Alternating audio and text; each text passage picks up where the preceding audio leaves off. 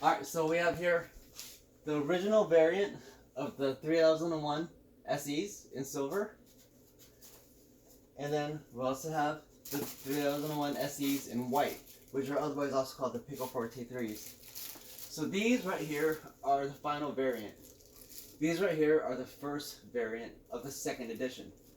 The first edition of these speakers didn't actually have the tangerine waveguides. That's what the major difference was. Besides that, they actually should be the same, but that is kind of part of the hardware lottery, and long story short, these speakers were the basis of KEF's reboot. These are not at all the same speakers. They're basically a constant work, a constant prototype that had been necessary to help KEF redefine their driver because their old expired patent no longer applied. And so they had to come up with a new type of driver that would then rely on a new patent they had, which was on this tangerine waveguide. So let me go and get a little demo started. So these guys are playing right now.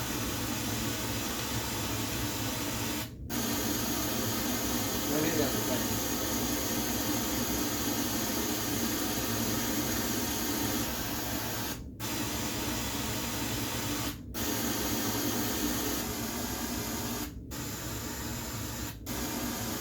You can hear a pretty big difference already.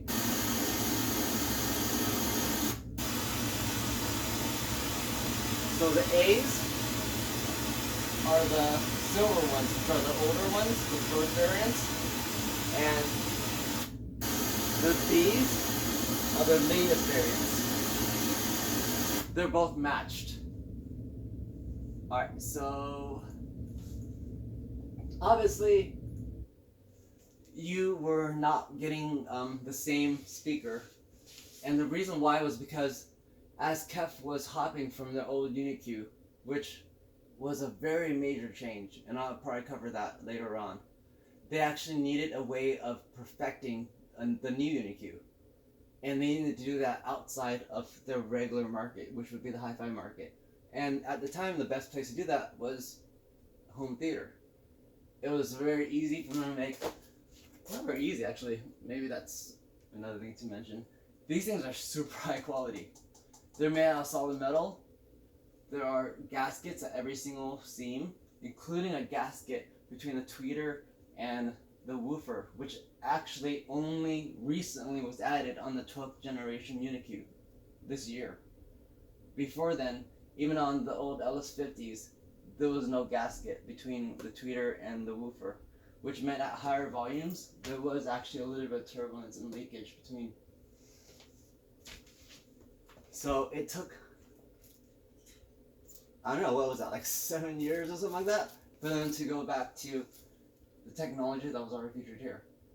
The driver design of these directly influenced the blade, inside and out.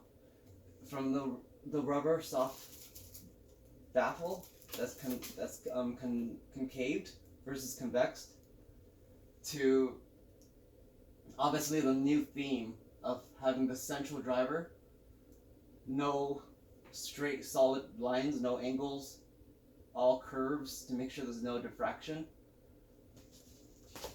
The completely rounded shape with the port angled slightly downward so that wherever you put it, it doesn't cause any sort of negative reflective interference. The LS50s have a lot more of an issue with interference from the port, so there's a lot more fiddly when you're actually having to space them from the back wall. But let's get some music going so you kind of hear what I'm talking about. The hardware lottery of the 3001s, as they actually got the chance to max out the prototype, went from something that was pretty damn good to something that was actually better than these guys before they basically just completely disappeared from history and pretty much only now exist in spirit. Alright, I'm going to start off on these guys.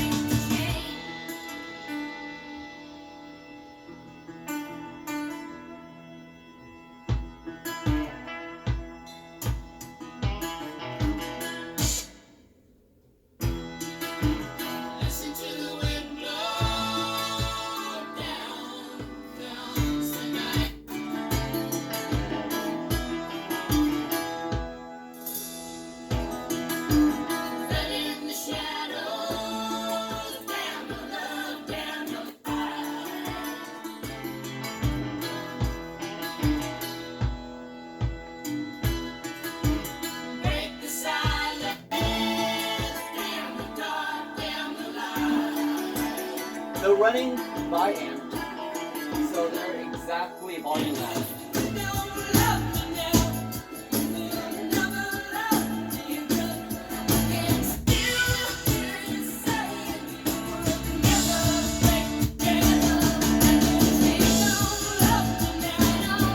I mean monoblock, not by amp. Sorry.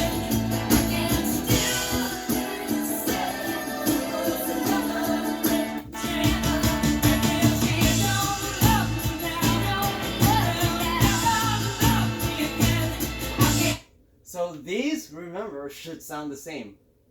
They're actually supposed to be the same speaker. I'm gonna play something else.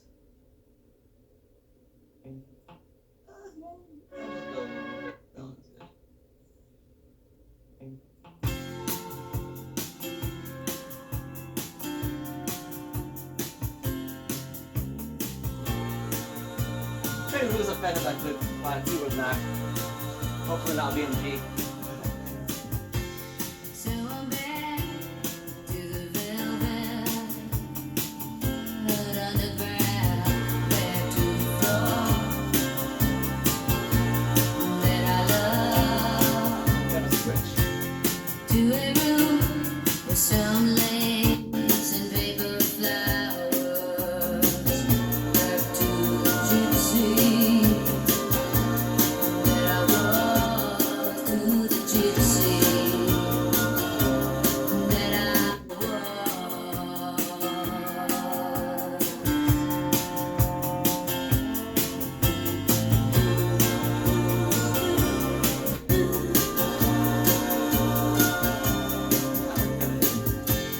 And it all comes down to you when you know that it. Let's try another genre.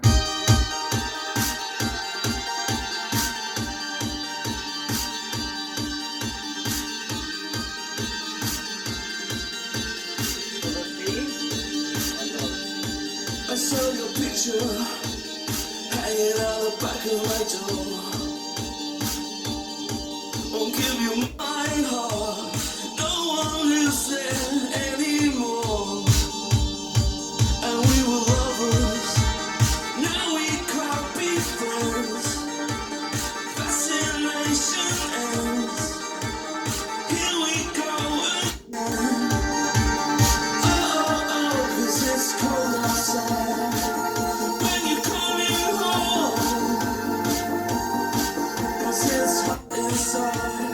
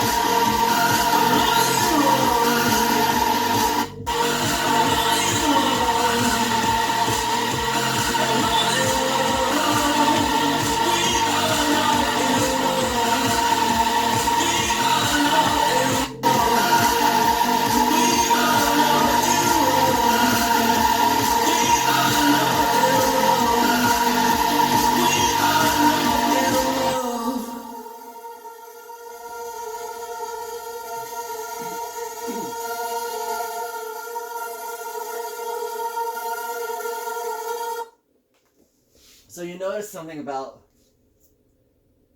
the fact that they actually sound very different.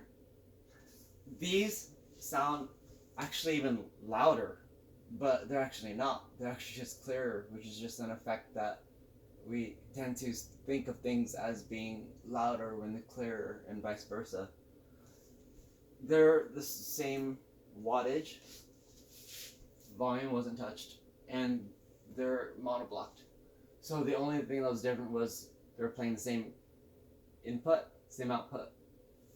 The only difference was that the speakers themselves are different variants. So the reason why this whole entire series existed at the time seemed like it was actually an iterative upgrade from the KEF egg. The KEF egg is actually still around here. And the KEF egg was actually based off of the Celestion ABPs, which is KEF's sister companies, and they make amps or drivers and stuff for amps like Marshall.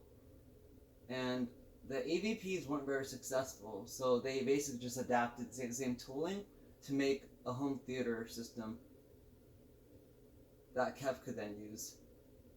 And I'll show you a picture of what the original egg looks like. So this is more of a coincidence because at the time KEF needed a home theater package, and this just made sense.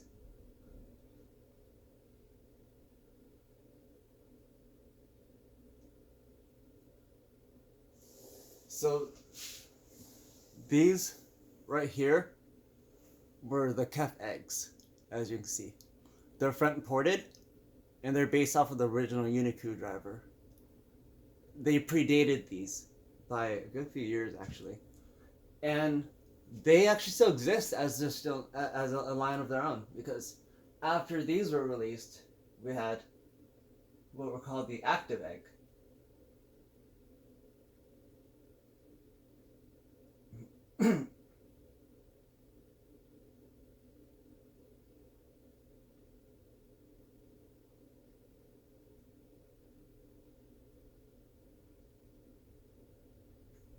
And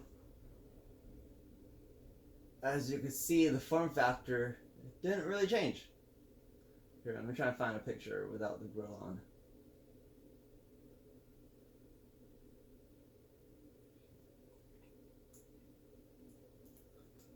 That's a see-through picture, but you can see it's still a front ported design. And actually they reverted to plastic, which there are videos of them bottoming out. Another thing that made these distinct was that all the eggs were basically meant to be satellite speakers, or small speakers. So their tuning frequencies were up at a crossover point at around 2.7. No, I think exactly 2.7 actually in all of them.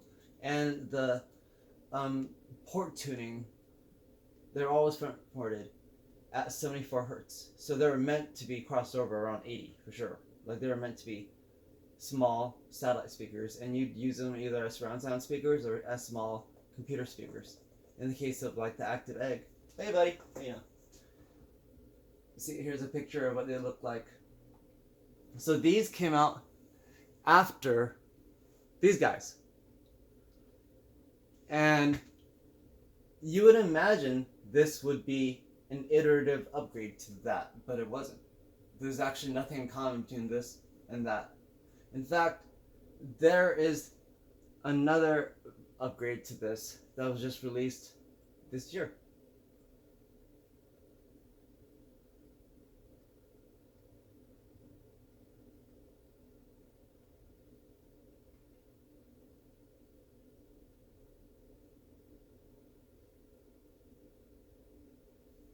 And they're still the same form factor. Front ported, plastic, high crossover point, high port tuning, typical to what you'd expect for a small, either wall-mounted or computer compact speaker. What makes these odd is these are tuned at 2.2 kilohertz. They're also just like these guys, rear ported with a port tuning down at 52 hertz. So these and these have the same exact crossover point and the same exact port tuning, unbelievably. But it makes sense if you actually think about it. So there was a point when KEF had to actually switch between the original Uni Q patent, and the original Uni Q patent covered the use of their bare tweeter and their woofer working in conjunction, so that the woofer would actually be profiled to work as the waveguide to the tweeter, allowing the tweeter to disperse, kind of interlace with the sound coming from the woofer. So it actually did convincingly sound like the tweeter was larger than it really was, giving a much more unified sound. The new driver no longer has that. There's no need for them to actually use a tweeter and the woofer in unison anymore. So instead, they actually folded the waveguide into the tweeter, something that KEF really likes to do, is pretty much take what's outside and put it inside. So the tweeter is now capable of controlling its own waves. The tangerine waveguide is what they call it, is what they patented, and allows the dome tweeter to have equalized air pressure across the entire dome, which allows it to have full control of the dispersion of the tweeter. This freed it so that they no longer needed to have the woofer interact with the tweeter at all. But not only did it do such a good job, but it increased the dispersion of the tweeter by eliminating the typical hotspot you'd find in the center and equalizing the pressure so well that the rim of the tweeter gets just as much dispersion as the center. So according to KEF, it was actually a 20% increase in the dispersion, which is why from this speaker and onward they started reseeding this around. It's because it mattered. Because from this speaker onward, the tweeter was actually able to fire clear of the actual woofer itself. Every speaker before this, the tweeter always struck the outer rim of the woofer. And so it didn't really matter if the woofer, if the surround extended. But then from here on, the tweeter and the woofer both fired independently and only really intersected in the air. So it became singular point. They're still both singular point, but the way they worked is just, it might as well have been a completely different company. So there was an issue with a drastic change, because whenever a company goes through a drastic change, they end up with something that's called the Coke Classic versus New Coke quandary. And that's where any new change is going to split the audience, because anything is going to be subjective. No matter how much you tell me the new thing is better than the old thing, there's always going to be people who prefer the older thing. So they really needed a gigantic campaign to make damn sure that you would accept the new driver design as being superior, even though it was so fundamentally different that it wouldn't even be recognizable. Like if you were to put the two speakers next to each other, let me try to find a picture, it would be hard to even tell they're from the same company. Let's see, KEF, IQ. I should probably prepare for this better. I didn't think I'd need this picture, but then Q 900.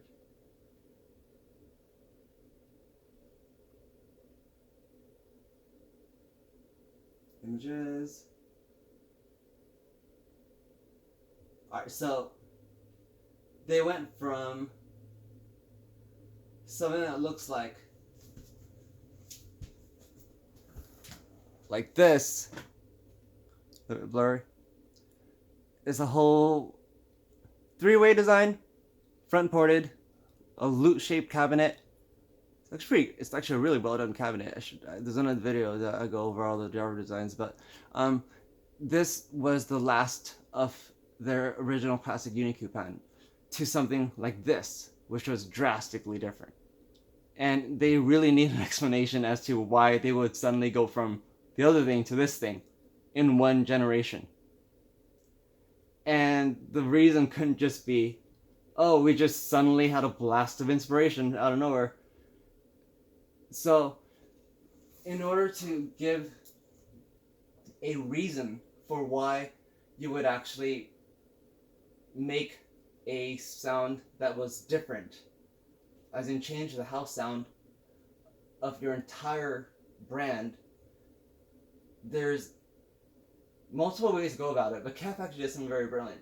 They tapped back to the legacy of the LS35As, which they actually already did before. They hinted at it, kind of foreshadowing it with the XQ10s. And if you may have noticed, these subwoofers also were paired with XQ10s. But I'll go a bit more on that later. The XQ10s were originally already hinted at as the reboot of the LS35As, which KEF is very proud of being a part of because they were considered pretty much the first official studio monitor. LS3.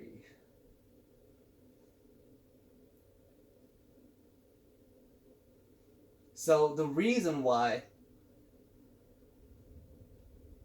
KEF switched to this new driver could then be said because it was their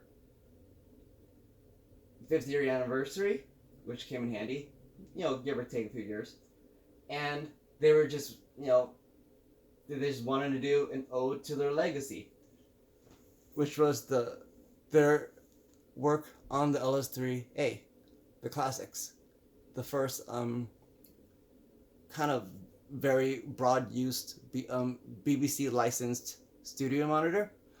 These were very famous for their ability to do vocals. They were considered the best little speakers for vocals ever made, and people are still fighting over them to this day. I've seen the original ones auctioned for 30G. They're made out of birch. They have a lot of very unique characteristics that make them really interesting. They're sealed. So these right here, these are supposed to be the reboot of the LS35A. So that was the excuse for why they would sound different. The idea was that it had nothing to do with patents, it had nothing to do with anything else. It was because it was the 50th year anniversary, and KEF just really wanted to remake this guy. They wanted to make a speaker that would sound as smooth and as perfect for the human voice as possible, and basically reinvent the monitor with all new technology. And that gave rise to the LS50. That's why they're called LS50. LS, based off the LS35As, 50 for 50th year anniversary, which also happens to be 2 years after the expiration of the patent that originally Dad relied on before switching to this one. So anyway, these speakers right here were one of a whole entire platform. They involved these speakers without the tangerine waveguide, a center speaker that was sealed, and these subwoofers right here. And interesting enough, if you were to play this and this full range, they actually sound like one speaker. They sound like they're meant to actually go together. Whereas if you were to play these, well, actually not these, sorry, these and the center, and switch back and forth, the center and the phantom center of these sound exactly one-to-one. And even more interestingly, these sound pretty much exactly like these, unless you don't have a subwoofer. So basically from about 80 to 90 hertz on up, they sound identical. Here, I'll show you. And I'm pretty sure you're not going to believe me, but this is how this is marketing. But I have another video where I do a demonstration of the center, which is a little bit clearer. Let's go back to some. What's a good classic? No, I'm just gonna go back to good just because I don't want to get too many what's it called, flags.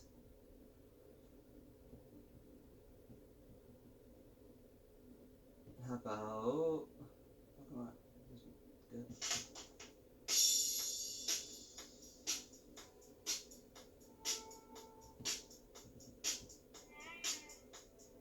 Oh, that's annoying. Come on. Wake up.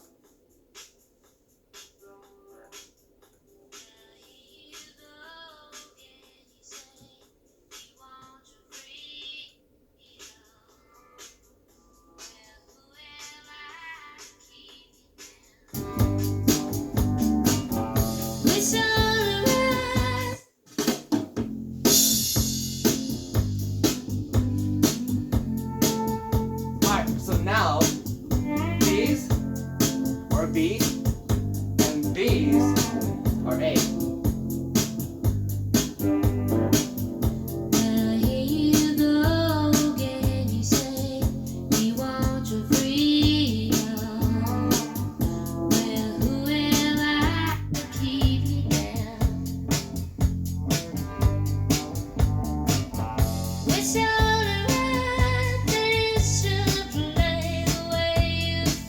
I honestly like these guys more. I kid you not.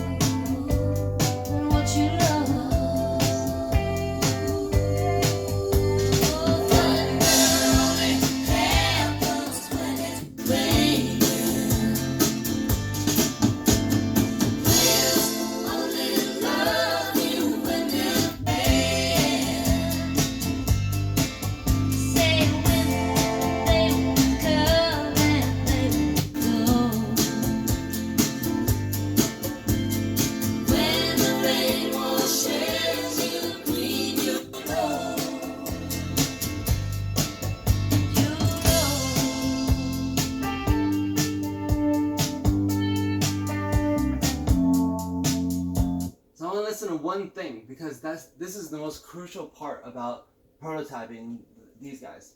So prototyping is very expensive, obviously. And so when they needed to do the whole entire new driver based off of the Tangerine waveguide and the complete clear firing tweeter compression-based horn driver unit, they basically went all out. They actually used technology that, like I said, only was added just this generation. They added a whole gasket seal around the tweeter to make sure that there was no chance of any sort of foul play from between the tweeter and the woofer. So you could actually just spray this thing down. There's actually nothing that would actually be able to get through. Obviously the surrounds were reseated for the first time to allow the tweeter a complete clear line of sight. They did a soft rubber concaved baffle, which eventually led to the same design used on the KEF blade, which could have actually had been like this, since the KEF blade is actually already convexed. So they deliberately cut a hole into the KEF blade so that they could have this form factor as the pod in the KEF blade. This form factor right here allows it to be basically the most perfect form factor, and it's actually pretty familiar to anyone who is used to KEF because the 2007s actually had a unit on top that was very similar to this. It was a pretty large speaker, and the top had their single point driver in its own separate. It wasn't an oblong egg, but it was a round spherical, like semi-spherical thing. Pod, I guess is the best term for it. So what they found was the best idea was not actually to have it be round, but why not have it be tall? We listen side to side. So to increase the amount of volume, they just extended the height which also allowed it to have more controlled response as far as like controlled vertical directivity versus broader dispersion, which is what you'd want. Just like with a widescreen, people typically want more lateral than vertical. So when they made these originally, they actually made them so over-engineered. When you look at the specs, the tweeters go up to 55 kilohertz, plus or minus 3 dB, which is completely unnecessary if they were just meant to be, just speakers for the hell of speakers. These don't even go that high. These go up to 38 kilohertz. Yeah, and so even the blades, I believe, only go up to like 48 kilohertz. So these go up to 55 kilohertz. These were the last ones that did, because they actually have the same tweeter technology as the XQs, which were the last of the original classic Uni Q. So instead of just making a prototype, they went ahead and tooled the prototype, did a crazy job of actually making the whole entire thing metal, and pretty much made the most ideal vessel they possibly could to perfect the new Uni Q as much as they could. And at the same time, they were able to sell it to recoup the cost of their investment and into R&D. They sold it to the home theater section to get casuals into KEF. And that's kind of where the hardware lottery kind of threw a lot of people off. It didn't really matter so much that the speakers varied a lot. When when you're selling to people that are otherwise buying Bose, QA doesn't really matter so much as name recognition. So they use these as ways of selling very, very decent, very high quality speakers to the mall audience, the WAF audience, or SAF audience, spousal approval factor. They got them out. They just sold them to anyone they possibly could as far as casuals. They even made a iPod dock, which is actually what these came from. So any way they could get them out into the casual market, they did that. And they, at the same time, did a lot of mix and matching. They basically just kept improving them over time, getting them as smooth as possible, getting the voice to be as smooth as possible, to get the driver to work together as perfectly in unison as possible. And then, basically, just liquidated them. So, the last you saw of these were pretty much over in Asia. They sold them as iPod docks, maybe in Germany, very weird places that you would never think of. They also started selling the 5.1 set, but without the center speaker. They just took this and just put it on its side. Like I said, for the center speaker, which I actually have, I don't really want to go in there and grab it, but for the first time in KEF history, they actually created a unique center speaker that was a three-way, completely from scratch. And as you know, typically speaker companies would never do that. I don't even think of a time when they ever had, because why wouldn't you just repackage the drivers from the mains, right? Which is what you always do. Take the drivers from the mains, even from a smaller series, you put it in a smaller box, you call it a center. What KEF did instead was, for the center, they actually designed completely different drivers in a three-way form factor, in a sealed design. And it's actually an amazing center. I'll link the other video to it. It's only about this big. It's about this tall. It's a bit wider, and it has two flanking woofers whose surface area is about the same amount of surface area as the woofer to this guy. Let's see if the camera's still going. Yeah, so it basically sounds as if it were this guy plus another woofer sealed, which allows you to place it in a cubby or anywhere without dealing with the issue of the port causing any weirdness with rear wall cancellation, etc. So it's actually in a better center than using one of these guys on its side, which actually never really works out as well as you expect, because this is not really a center speaker. It's huge, and it does not play well with being placed, back up against a wall.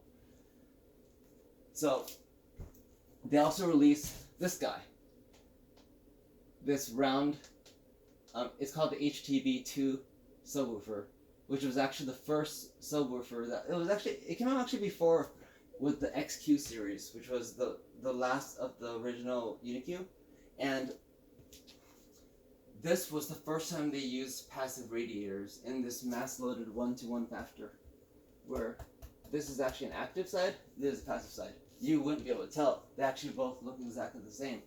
In fact, I could balance a quarter on top, and it does a pretty damn good job.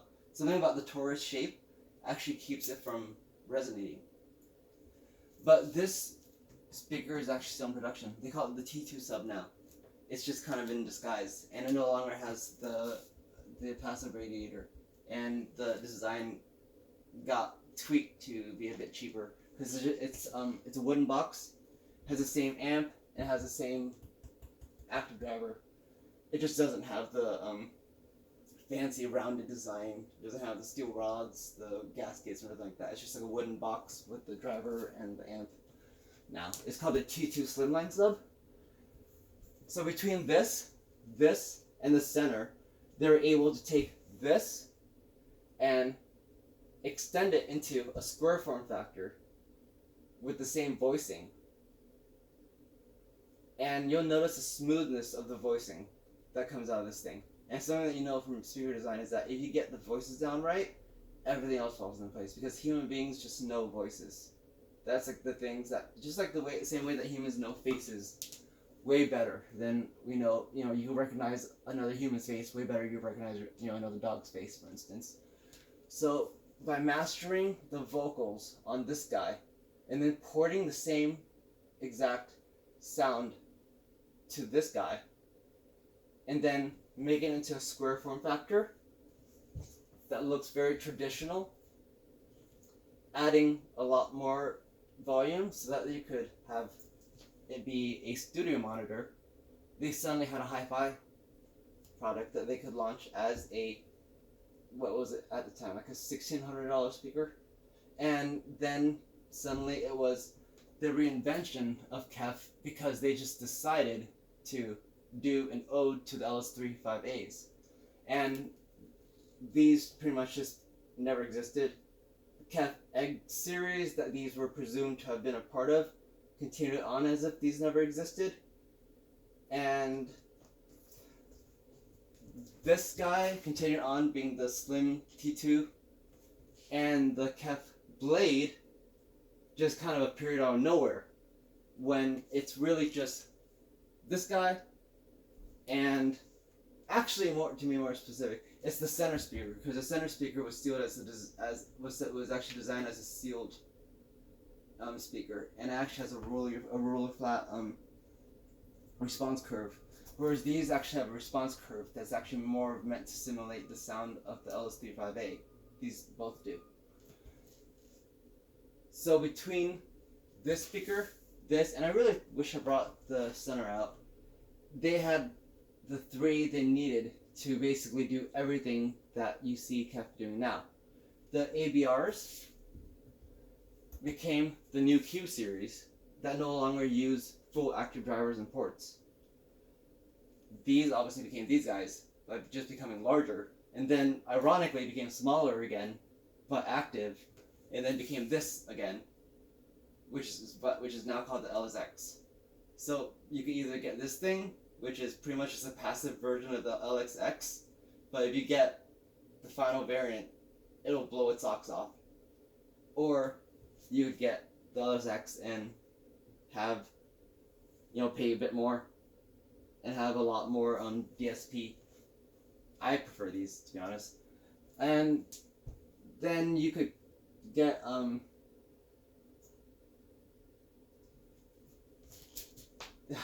the thing that I wouldn't imagine most people would do.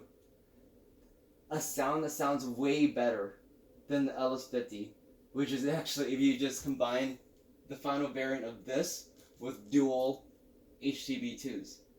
Because these two were actually literally designed for each other. Their frequency responses are actually meant to converge as if they were one unit.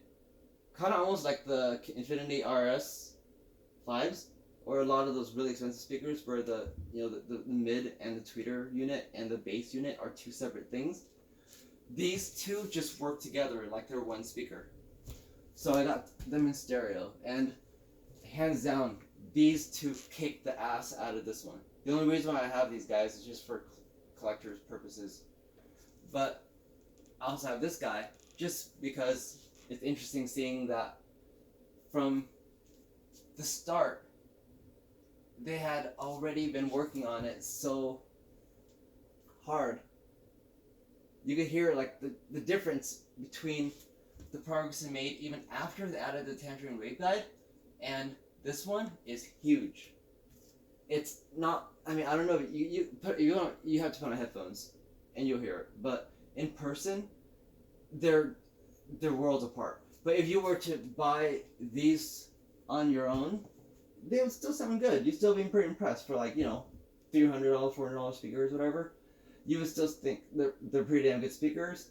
The build quality is always amazing. Like the fact that they're just solid rubber all the way around, solid metal all the way around the back. They're made like automobile basically, and they have real rubber butyl surrounds, metal fins that protect the dome and work as a Tangerine waveguide. So the thing just exudes quality. So even if you were to kind of not luck out in the hardware lottery, you would still be very happy with these, and they still would sound definitely a lot better than Bose, or a lot better than a lot of the other stuff you get. But if you did luck out and you got a pair of these, you would be very confused if you later on got a pair of these, because there's no real reason why these should sound better than these, unless you would actually look back and even look at why these had ever existed to begin with, and why KEF, for the one time in their history, made a center speaker completely from scratch, and then just nuked the whole entire line. So basically, TLDR, if you want the LS50 Metas, you want the LS50s, you want the KEF Blade, they're actually available to you for much cheaper than you expect. They're actually pretty much, you could buy the prototype to them. They're floating out in the wild. And as long as you actually get a matching pair, which I could teach you how to do it, or you could even go through and upgrade the crossovers yourself. One of the ways that you could tell is there's actually a missing, the newer ones actually have a missing resistor, where there's actually a little resistor section. But you could do even point-to-point wiring, and you could get this speaker to sound as good as this speaker, which sounds better than this speaker when paired with this subwoofer, or any subwoofer that's actually fast enough to keep up with this, which is pretty much any subwoofer that plays up to like 250 hertz. Well, you could cross these down at around 80 hertz, but if they could play up to about 250 hertz, that means that they could play fast enough to be able to kind of like supplement these guys at any rate, wherever you want to cross them over. Yeah, I don't know. I guess I'll just play some more music, but it's just pretty interesting little life hack.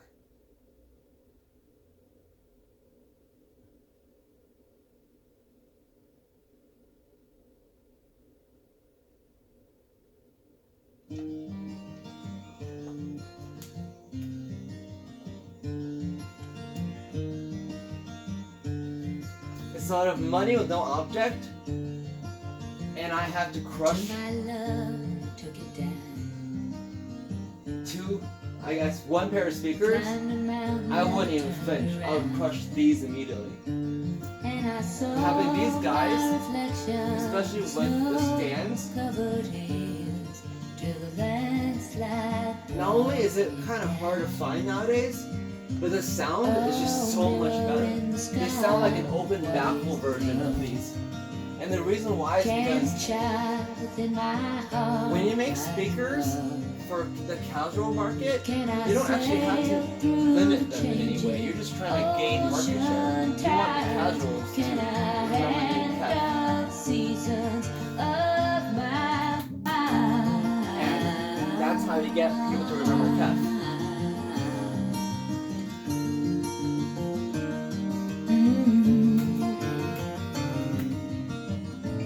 Well, I've been afraid of changing, 'cause I built my life around you.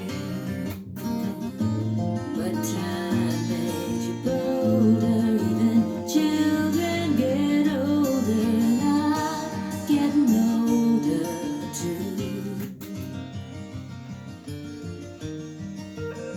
What you're not really getting in the recording is the holography of these guys.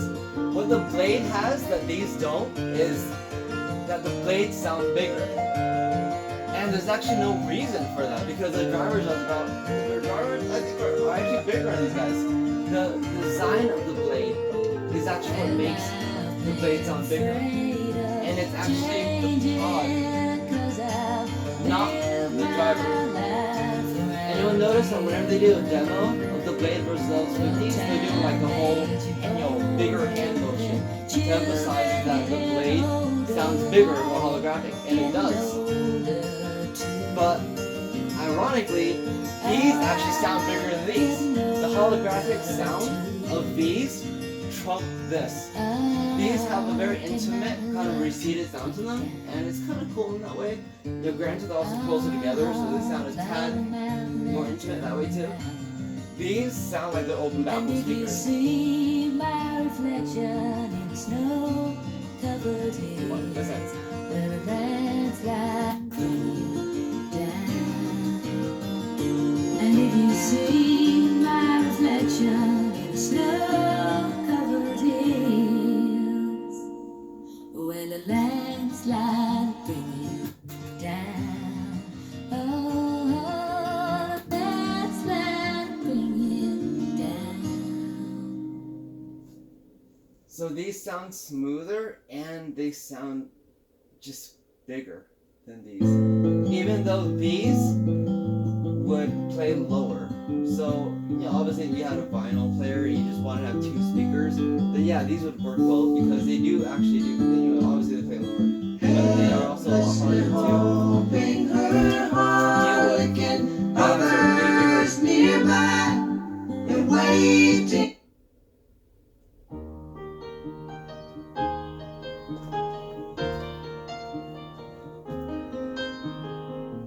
It's a little bit funny, this feeling inside. I'm not one of those who can easily hide.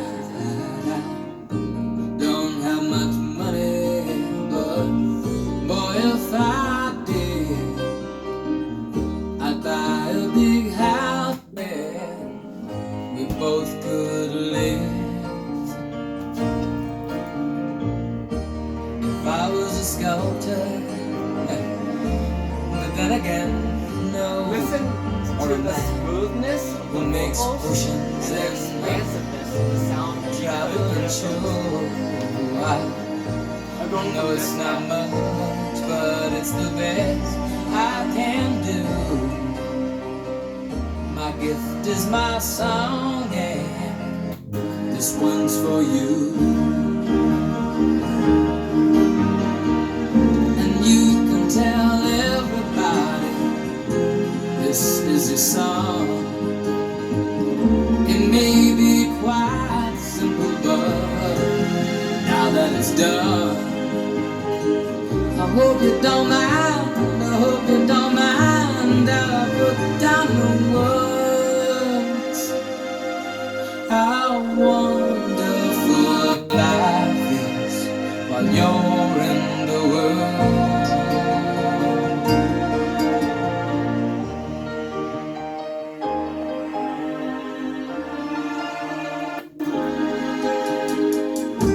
I sat on the roof,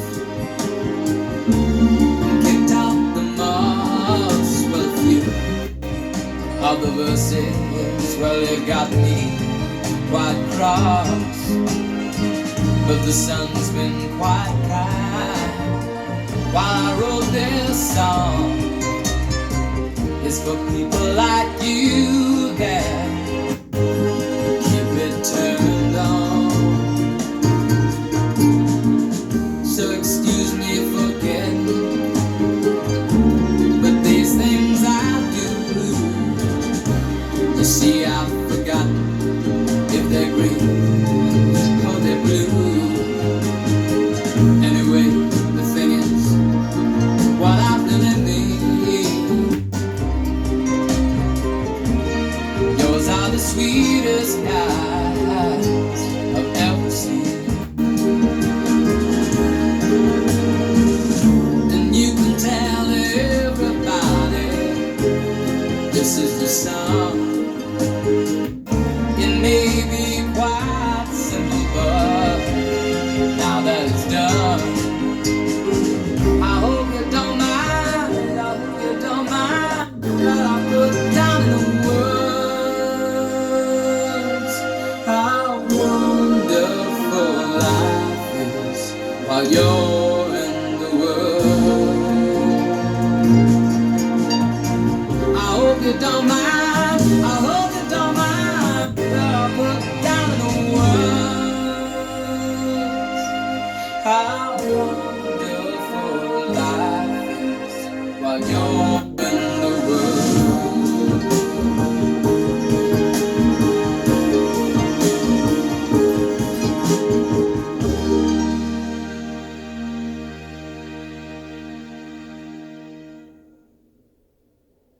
Yep, the most underrated KEF speakers ever. So yeah, if you're in the market for some LS series speakers, I would definitely look up the 2000 ones. Make sure you get the ones with the tangerine waveguides. If you find the white ones, definitely those are the ones that are most likely the final variants. The gray ones are most likely not, because they're the ones that came out first. The rest is a matter of just making sure that details like the waveguides match, for instance, because there's actually a lot of times that they even, like, as they were liquidating them, they would actually mismatch speakers of different variants, and that really affected a lot of people's experience, and it really made, like, you'll find a lot of the reviewers were a really huge mixed bag, just because they didn't really put very much QA into actually selling them. They just want to sell them to recoup the cost to pretty much perfect this driver enough to get the blade produced. This driver here is